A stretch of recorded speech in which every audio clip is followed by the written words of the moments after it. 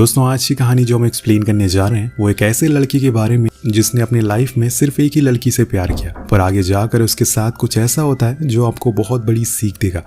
कहानी में आपको दो टाइमलाइन देखने को मिलती है, एक 2018 के समय की और दूसरी 2007 के समय की।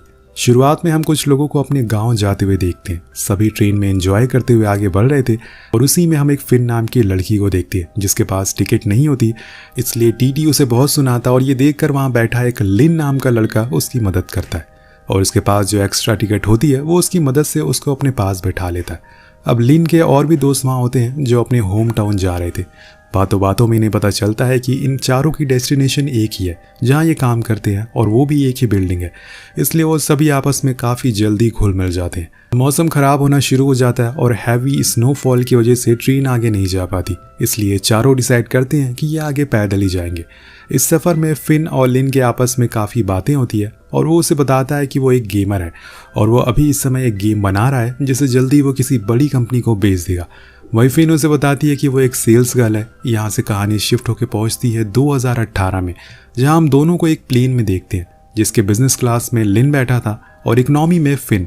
दोनों एक दूसरे को देखकर मुस्कुराते हैं, लेकिन तभी अनाउंसमेंट होती है कि प्लेन टेक ऑफ में थोड़ी डिले हो गया क्योंकि भारी स्नोफॉल हो रही है। जब ये दोनों पहली बार मिले थे तब भी ऐसा कुछ हुआ था। अब यहाँ लिन के पास बिजनेस क्लास की वजह से एयरपोर्ट वाले उसे एक अच्छा होटल रूम देते हैं, इसलिए वो फिन को भी साथ आने को कहता है, लेकिन वो मना कर देती है। लेकिन अभी वो ऐसे कहाँ भटकेगी, इसलिए वो उसके साथ चली जाती है। लेकिन रूम में एंटर होते ही दोनों एक दूसरे को अजनबियों की तरह बिहेव करते हैं, जैसे कि इनके बीच कुछ हुआ ही ना हो। तभी फिन कहती है कि हम जब भी न्यू ईयर के दिन मिलते हैं कुछ ना कुछ गलत हो ही जाता है, इसलिए हमें मिलना ही नहीं चाहिए। अब ये बात सुनकर लिन को बहुत बुरा लगता है, जो कि उसके चेहरे पर साफ दिख भी रहा था, लेकिन वो कुछ बोलता नहीं है। कहानी पास में जाती है जहाँ दोनों अपने अपने घर पहुँच गए थे, जो कि काफ़ी करीब में ही था। अब यहाँ लिन की फैमिली में बस उसके डैड थे जो बस एक रेस्टोरेंट चलाते थे। वहीं दूसरी ओर फिन की मॉम उसकी फैमिली में थी जिससे उनकी कुछ खास नहीं बनती थी। अब फिन को बाहर खेलता हुआ देखकर लिन उसके पास जाता है और उसे बातें करने लगता है कि तभी उसके डैड वहाँ आ जाते हैं और उन्हें इन दोनों की जोड़ी काफ़ी अच्छी लगती है, इसलिए वो फिन को डिनर के लिए इन्वाइट करते हैं। अब रात में लिन की पड़ोस वाली आंटी उससे पूछती हैं कि क्या वो उसकी गर्लफ्रेंड है, लेकिन तभी फिन मना कर देती है और कहती है कि हम बस अच्छे दोस्त हैं। इसके बाद वो दोनों वॉक पर चले जाते हैं, जहाँ पर फिन लिन को थैंक यू बोलती है कि उसने आज से अच्छा न्यू ईयर कभी तक नहीं मनाया था। वो उसे अपने बारे में और बताती है कि उसे बीजिंग में रहते हुए काफ़ी टाइम हो गया और अब वो वहाँ किसी लोकल से शादी करके सेटल होना चाहती है। वहीं दूसरी ओर लिन बताता है कि उसे खुद का एक वीडियो गेम बनाना है और यही उसका एक सपना है जो कि उसे एक बड़ा आदमी बना सकता है। तभी 12 बज जाते हैं और एक नया साल की शुरुआत होती है, लेकिन ये साल इन दोनों के लिए यादगार होने वाला, पर ये दोनों इस बात से अनजान होते हैं और इस पल को एंजॉय करते हैं। अब कुछ समय के बाद दोनों वापस बीजिंग आ जाते हैं, लेकिन यहाँ पर फिन की फाइनेंशियल कंडीशन कुछ खास नहीं होती। वो छोटे मोटे काम करके अपना खर्चा चलाती थी। वहीं लिन अभी अभी ग्रेजुएट हुआ था, तो वो अपने दोस्तों के साथ मिलकर एक रेंटेड वीडियो गेम की शॉप चलाता था। वे एक दिन बार में ये तीनों बैठे होते हैं कि तभी वहाँ पर फिन आ जाती है, जिसके साथ एक आदमी भी होता है। वो उसे सभी को अपना बॉयफ्रेंड कहकर इंट्रोड्यूस करवाती है, लेकिन ये बात लिन को अच्छी नहीं लगती। वो आदमी फिन से एज में बहुत बड़ा होता है, उसने सिर्फ पैसों के लिए ही उसे बॉयफ्रेंड बनाया था। खैर लिन उसे कुछ नहीं कहता, लेकिन कुछ देर बाद वो इतना पी लेता है कि उसे चला नहीं जाता, इसलिए वो दोनों उस आदमी को छोड़ने के लिए जाते हैं, जहाँ पर लिन उसे कहता है कि ये तो तुम्हारे पापा की एज का है और ऐसे में तुमने इसे अपना बॉयफ्रेंड क्यों बना लिया। तो वो कहती है कि इसके पास एक सरकारी जॉब है और अपना घर भी है और यही काफ़ी है मेरे लिए। ये बात लिन को बहुत ही अजीब लगती है कि फिन का लाइफ का जीने का तरीका बहुत ही अलग था। अब अगले दिन लिन का दोस्त उसे बताता है कि वो ये काम छोड़कर जा रहा है क्योंकि उसके डैड ने उसके लिए एक अच्छी जॉब ढूंढ ली है। अब यहाँ वो कुछ नहीं कर सकता, लेकिन एक बार जाने से पहले लिन उसे रोकता है और समझाता है कि कुछ दिन ठहर जाओ, हम ये गेम बना लेंगे, इसके बाद हमारे पास बहुत पैसे आ जाएंगे। लेकिन वो उसकी बात को ठुकरा देता है क्योंकि उसे अपनी दोस्तों पर यकीन नहीं था कि वो आगे जाकर ऐसा कुछ कर पाएंगे। अब घर आने पर लिन के पास फिन का कॉल आता है, जो उसे बताती है कि अब उसे रहने के लिए कोई घर नहीं है क्योंकि उसके बॉयफ्रेंड के साथ उसका ब्रेकअप हो गया।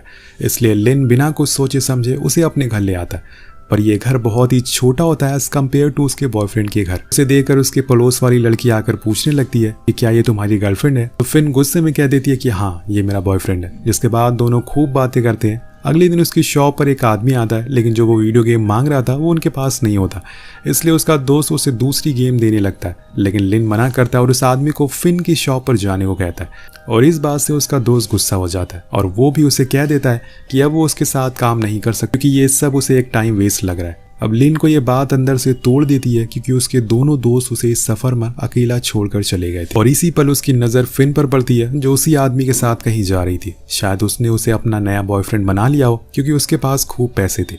अब लिन को ये देखकर एक बारी तो फिन पर बहुत गुस्सा आता है, लेकिन वो कुछ कहता नहीं है।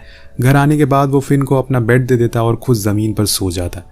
यहाँ फिन उसे पूछती है कि क्या वो उसे पसंद करने लगा है, लेकिन वो मना कर देता है जिससे वो उसे तंग करना शुरू कर देती है। अब यहाँ पे दोस्तों के जाने के बाद लिन की हालत कुछ ठीक नहीं थी, इसलिए वो अडल्ट मैगजीन बेचना शुरू कर देता है और दूसरे काम करने लगता है। तभी वहाँ फिन आती है जिसने विग लगा रखी थी। अब वजह पूछने पर वो बताती है कि उसके नए बॉयफ्रेंड ने ये उसे दिया है और कहा है कि ये हमेशा लगाए रखे।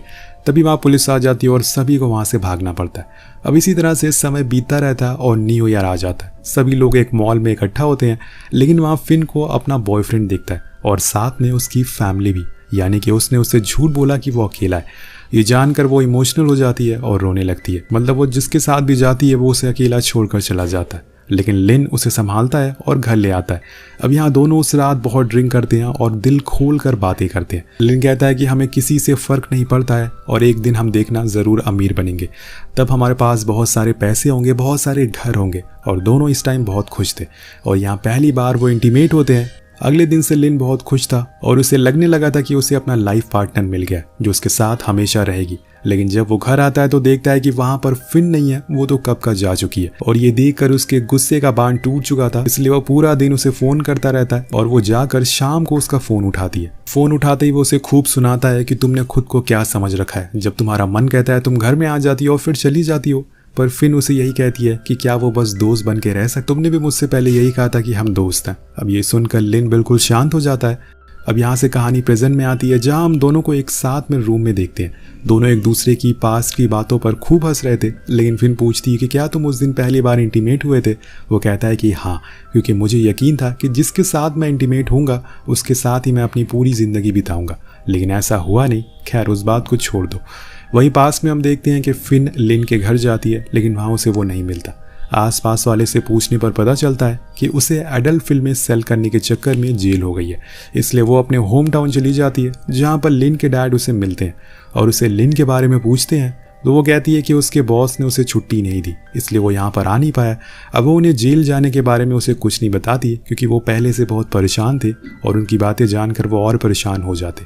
ये सब देखकर फिन को रियलाइज़ होता है कि उसे लिन को अकेला नहीं छोड़ना चाहिए था। कुछ दिन बाद जब लिन जेल से बाहर आता है तो वहाँ उसे मिलने के लिए फिन जाती है। पहले तो उस पर बहुत गुस्सा होता है, लेकिन फिर फिन के मनाने पर वो मान जाता है और दोनों एक दूसरे को किस करते हैं। यहाँ फिन उसे ये बता देती है कि वो भी उससे प्यार करती है, जिसके बाद दोनों एक दूसरे के साथ रहने लगते हैं। एक रात फिन उससे पूछती है कि क्या ऐसा नहीं हो सकता कि हमारे पास खूब पैसा हो लेकिन उसके लिए हमें मेहनत ना करनी पड़े। तो वो कहता है कि अगर ऐसा पैसा हमारे पास आ गया तो हम उसकी वैल्यू को समझ नहीं पाएंगे। इसके बाद लिन उसे अपने गेम के बारे में बताता है जिसमें लड़के का नाम एलन है और लड़की का नाम कैली। लेकिन एक दिन कैली को कुछ एलियन उठाकर ले जाते हैं। तभी फिन कहती है कि अगर ये दोनों आखिर में नहीं मिले तो क्या होगा। इसके जवाब में लिन कहता है कि फिर लड़के की ज़िंदगी कलरलेस हो जाएगी। ऐसा ही हमें प्रेजेंट में देखने को मिलता है कि जैसे कि अभी के समय में लिन की लाइफ हो गई है। कहानी प्रेजेंट में आती है जहाँ हमें पता चलता है कि लिन की शादी हो गई है और उसका बेटा उसे वीडियो कॉल करता है ताकि वो उसे अपना रूम दिखा सके। तो यहाँ फिन रूम से बाहर चली जाती है। अब लिन कॉल रखने के बाद देखता है कि फिन अकेली बाहर खड़ी हुई है। वो उसके पास जाता है और दोनों एक वॉक पर जाते हैं। यहाँ पर लिन उसे उसके काम के बारे में पूछता है तो वो हर बारी बात को घुमा देती है, लेकिन वो समझ जाता है कि वो अभी भी सेल्स गर्ल की जॉब कर रही है। लेकिन यहाँ लिन ने अपनी लाइफ में बहुत कुछ हासिल कर लिया है। कहानी फिर से पास में जाती है और यहाँ दोनों अपने अपने कामों में लग जाते हैं। दोनों अलग अलग जॉब कर रहे थे और ज़िंदगी में खुश थे। लेकिन एक दिन फिन कहती है कि अगर हम कभी अलग हुए तो उसके बाद कभी नहीं मिलेंगे। तो लिन वादा करता है कि वो कभी अलग नहीं होंगे। अब कहानी 2009 में पहुंचती है जहां पर हम दोनों को एक कार में देखते हैं। ये अब अपने होम टाउन जा रहे हैं। दरअसल लिन ने ये कार रेंट पर ली है ताकि वो वहां जाकर अपने दोस्तों को बता सके कि वो अच्छे पैसे कमा रहा है। लेकिन वहां पर इसका उल्टा हो जाता है। सभी को पता चल जाता है कि वो अभी भी गेम बना रहा है और गरीबी है, जिससे कि उसे बहुत बुरा लगता है। और अगले दिन उसके डैड उसे समझाते हैं कि जो तुम हो वही दिखाने की कोशिश करो, ना कि कुछ और। लेकिन वो उन पर ही गुस्सा कर देता है और वहां से अपने घर आ जाता है। अब बीच रास्ते में फिन उसे समझाती है कि लाइफ में ज़्यादा पैसा कमाना ही सब कुछ नहीं होता। हम साथ हैं, खुश हैं ना, यही लाइफ है। और हम साथ में शादी भी कर लेंगे। लेकिन वो इस बात को गलत वे में ले लेता है और उस पर ही चिल्लाना शुरू कर देता है। अब दोनों घर आ जाते हैं, लेकिन यहाँ पे लिन अपनी कॉल सेंटर वाली जॉब पर एक कस्टमर को बुरा भला सुना देता है, जिसके बाद वो उसके ऑफिस आकर उसे भी सुनाता है। उसका बर्ताव अब पहले जैसा नहीं रहा था, वो पूरी तरह से बदल चुका था। एक्चुअल में उसे डर सताने लगा था कि कहीं वो ये गेम ना बना पाए और उसकी लाइफ इस गरीबी में ही ना गुजर जाए। और ये सब फिन भी देख रही थी। एक दिन जब वो दोनों साथ बैठकर कुछ खा रहे होते तो वहां पर लिन साइड वाले लड़कों से लड़ाई कर लेता है और धीरे धीरे करके रेंट भी उसका बढ़ता जा रहा था, जो कि लिन दे नहीं पा रहा था। एक दिन उसके लैंडलॉर्ड का फोन आता है और घर को खाली करने के लिए कहता है। तभी उसके डैड का भी कॉल आता है और वो उसे पूछते हैं कि तुम इस बारी न्यू ईयर पर घर नहीं आ रहे हो। वो कहता है कि इस बारी मैं न्यू ईयर सेलिब्रेट यहीं करूंगा, इसी शहर में। लेकिन वहीं दूसरी ओर फिन के हाथों में हम घर जाने का टिकट देखते हैं। अब यहाँ पर लिन की लाइफ पूरी तरह से बदल चुकी थी। वो पूरा दिन गेम खेलता रहता था और लिन से उसकी दूरी बढ़ती जा रही थी। इसीलिए एक दिन फिन लिन के करीब जाकर बोलती है कि अब हम कभी नहीं मिलेंगे। अब यहाँ उसने हेडफोन लगा रखे थे, जिस वजह से वो उसकी कही हुई बात को सुन नहीं पाता। लेकिन जब वो पीछे मुड़कर देखता है तो वहाँ फिन नहीं होती।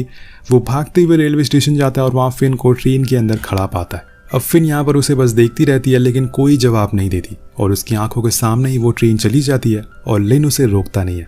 वो चुपचाप वहाँ खड़ा रहता है। अब कहानी प्रेजेंट में आती है और दोनों एक दूसरे को देख रहे थे। तभी फिन कहती है कि अगर तुम मुझे उस दिन रोक लेते तो मैं तुम्हारी जिंदगी भर साथ देती।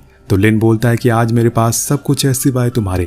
अगर तुम उस दिन ना गई होती तो आज तुम भी मेरे साथ होती।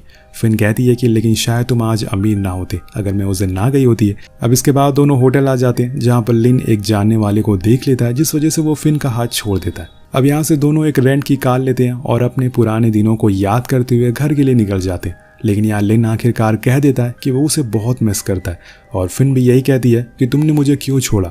वो दोनों एक दूसरे को देखकर रोने लगते हैं और गले से लगा लेते हैं। उधर कहानी पास में पहुंचती है, जहां पर अब फिन के जाने के बाद लिन को ऐसा लगने लगा था कि मानो वो पूरी तरह से अकेला हो चुका है। उसके दोस्त, उसका प्यार, सब कुछ उसे छोड़कर चले गए। लेकिन इसी बात को वो फायदे की तरह यूज करने वाला था, क्योंकि जब किसी के पास खोने के लिए कुछ नहीं होता वो किसी बात से नहीं डरता। और यहाँ लिन ने ठान लिया था कि वो अब ये गेम बना कर रहेगा। वो पूरी दिन अलग अलग जॉब करता था और रात में अपने गेम को बनाता था। और एक दिन ऐसा आ जाता है जब उसका गेम बनकर तैयार हो जाता है, जिसके बाद वो इंटरनेट पर अपलोड कर देता है और धीरे धीरे लोग उसके गेम को खेलना शुरू कर देते। वो कई जगह लोगों को उस गेम को खेलते हुए देखता है और एक दिन उसकी किस्मत चमक जाती है। उसके गेम को 2 मिलियन से ज़्यादा लोगों ने डाउनलोड कर लिया था और ये देखकर उसकी आंखों में आंसू आ जाता है कि उसकी मेहनत अब रंग ला रही है। और इसके कुछ दिन बाद ही उसके गेम को एक बड़ी कंपनी $16 मिलियन में खरीद लेती है। उन पैसों से वो अपने लिए और फिन के लिए एक अपार्टमेंट लेता है। लेकिन अभी इस बारे में फिन को कोई जानकारी नहीं है कि वो अमीर बन चुका है। लेकिन एक दिन वो उसका इंटरव्यू देख लेती है अचानक से और तब उसे पता चलता है कि वो कामयाब हो गया है। उसकी खुशी देखकर फिन की आंखों में आंसू आ जाते। इधर लिन जब भी फिन को मैसेज करता था वो कभी भी उसका रिप्लाई नहीं देती थी। उसने बहुत कोशिश करी कि वो उससे बात कर सके। एक दिन वो उसे मैसेज पर लिखी कि वो अपने डैड को उसके और खुद के ब्रेकअप के बारे में नहीं बताया, इसलिए वो चाहता है कि इस बार न्यू ईयर पर वो घर में साथ जाए। लेकिन वो इसका भी रिप्लाई नहीं देती। पर जब वो घर जाता है तो वहाँ पर फिन पहले से ही उसके डैड के पास मौजूद थी, क्योंकि अब वो बहुत बूढ़े हो चुके हैं। उन्हें देखकर लिन उनसे शहर चलने को कहता है, लेकिन वो मना कर देते हैं, जिससे लिन गुस्सा होकर वहाँ से बाहर आ जाता है। उसके पीछे पीछे फिन भी आती है और उससे कहती है कि तुम्हें अपने डैड से ऐसे बात नहीं करना चाहिए। तो वो कहता है कि तुम्हें पता है, जब मुझे अपना पहला चेक मिला तो उससे मैंने सबसे पहले अपने लिए घर खरीदा। अब ये सुनकर फिन समझ जाती है कि वो किस बारे में बात कर रहा है, इसलिए वो उसे कहती है कि तुम्हें क्या लगता है कि मैंने तुम्हें इसलिए छोड़ा क्योंकि तुम्हारे पास घर नहीं था। दरअसल मैं जिससे प्यार करती थी वो कोई और लिन था और अभी वो लिन पूरी तरह से बदल चुका है। लिन उसे एक बार फिर अपने साथ चलने को बोलता है, लेकिन वो ये कहकर मना कर देती है कि तुमने मुझे अपने स्ट्रगल के दिनों में साथ नहीं रखा, तो अब अच्छे दिनों में कैसे रखोगे? अगर तुम मुझे उस दिन रोक लेते तो आज शायद बात कुछ और होती। अब कहानी एक बार फिर से कलरलेस दुनिया में आ जाती है, जहाँ पर लिन उसे बताता है कि मेरे डैड हमेशा चाहते थे कि हम दोनों साथ रहें, इसलिए मैं जब अपनी वाइफ के साथ घर गया तो उन्हें वहाँ ये लगा कि मैंने तुमसे शादी कर ली, क्योंकि वो उस समय बहुत ही बूढ़े हो चुके थे और ठीक से देख नहीं पा रहे थे। उसके कुछ दिन बाद ही उनकी मौत हो गई। कहानी फिर से प्रेजेंट में आती है और दोनों अपने अपने घर आ जाते हैं। अब यहाँ लिन फिन को ड्रॉप करके अपने घर आ जाता है। वहाँ वो अपने डैड की कुछ पुरानी चीज़ों को देखता है, जिसमें उनका लिखा हुआ लेटर उसे मिलता है, जो असल में फिन के लिए था। अब वो उसे बिना पढ़े ही उसके घर पार्सल कर देता है, जिसमें लिखा था कि बेटी फिन, मैं अब बूढ़ा होता जा रहा हूँ, धीरे धीरे करके लोग मुझसे मिलने कम आ रहे। न जाने क्यों लोगों को ऐसा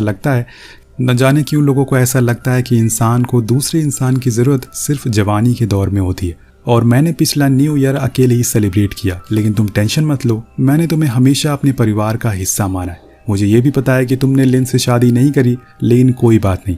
पर मैं बताना चाहता हूँ कि अब वो पहले से और ज़्यादा समझदार हो गया है, और ये बात मैंने तब नोटिस करी जब उसके पास पैसे आ गए। वो तुम्हें हमेशा मिस भी करता है। मैं चाहता हूँ कि तुम दोनों जैसी ज़िंदगी चाहते हो वैसी जियो और हमेशा खुश रहो। आखिर में वो लिखते हैं कि जब भी तुम बीजिंग की भाग दौड़ वाली दुनिया से थक जाओ तो यहाँ गाँव आ जाना मेरे पास। लेटर के पढ़ने के बाद वो इमोशनल हो जाती है और लिन के बनाए हुए गेम को खेलती है। उसने उसे बताया था कि इस गेम में उसने एक चीज़ को सीक्रेट छुपाई है जो बहुत ही कम लोग को मिलती है।